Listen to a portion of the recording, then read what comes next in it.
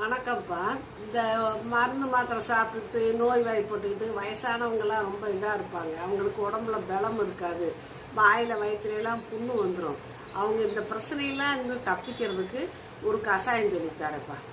2 சிட்டிகை ஓமம், சீரகம், சோம்பு ரெண்டே ரெண்டு சிட்டிகை 1.5 டம்ளர் தண்ணியில் போடுங்க. ஒரே ஒரு ஏலக்காயை தட்டி போடுங்க. 1 ஸ்பூன் கொத்தமல்லி விதையை போடுங்க. போட்டு நல்லா கொதிக்க வைங்க.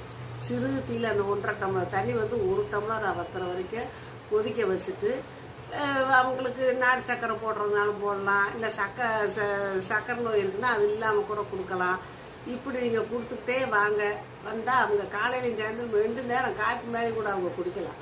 அப்படி குடித்தா அவங்களுக்கு இந்த உடம்பு வலி, மூட்டு வலி, அசதி, இந்த செரிக்காமல் இருக்கிறது எல்லா பிரச்சனையும் சரியாகும். அந்த வாய் புண்ணு வயிற்று புண்ணு கண்டிப்பாக ஆரம்பிப்பாங்க.